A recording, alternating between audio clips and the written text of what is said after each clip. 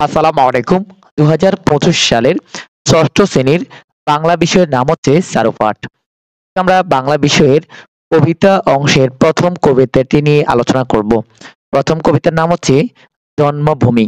তোমাদের মূল বইয়ের ৬৩ এবং আ ৬৩ থেকে ৬৬ পৃষ্ঠা নং পর্যন্ত আছে। এই যে দেখো কবিতাটি। ১ম এ আমরা পাঠ পরিচিতি পড়ব। এই যে দেখো পাঠের উদ্দেশ্য অর্থাৎ কবিতাটি কেন পাঠ করা হয়েছে?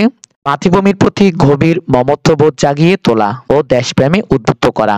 এটাই ছিল পাঠের উদ্দেশ্য। আর পাঠ পরিচিতি দেখো অর্থাৎ কবিতাটিতে কি বোঝানো হচ্ছে। এই গীতবাণীতে জন্মভূমির প্রতি কবির মমত্ববোধ ও গভীর দেশপ্রেম ফুটে উঠেছে। জন্মভূমিকে ভালোবাসতে পেরেই কবি তার জীবনের সার্থকতা অনুভব করেন। কবির জন্মভূমি অজস্র ধনরত্নের আকর কিনা তাতে তার কিছু আসে যায় না।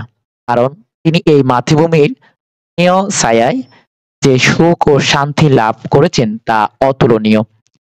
জন্মভূমির অপরূপ সৌন্দর্যের ঐশ্বর্যে কবি মুগ্ধ। জন্মভূমির বিচিত্র সৌন্দর্যের অফুরন্ত উৎস হচ্ছে বাগানের ফুল, তাদের জ্যোৎস্না, সূর্যের আলো। এসব কবির মনকে আকুল করে। মাতৃভূমির সূর্যালোকে কবির চোখ পরিপূর্ণভাবে জুড়িয়েছে। তাই কবির একান্ত ইচ্ছা জন্মভূমির মাটিতেই যেন তিনি চিরনিদ্রায় শায়িত হওয়ার সুযোগ পান।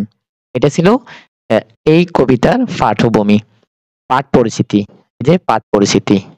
এখন আসো আমরা জন্মভূমি কবিতাটি দেখি। লিখেছেন রবীন্দ্রনাথ ঠাকুর।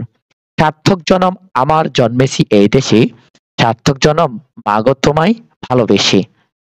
জানি নে তোর ধনরতন আছে কিনা রানীর মতন, শুধু জানি আমার অঙ্গজোড়ায় তোমার ছায়ায় এসে। কোন বনেতে জানি নে ফুল গন্ধে এমন করে আকুল, কোন গগনে ওঠে রে চাঁদ এমন হাসি হেসে। আঁখি মেলে তোমার আলো, প্রথম আমার চোখ জোড়ালো, ওই আলোতে নয়ন রেখে মধব নয়ন হেসে।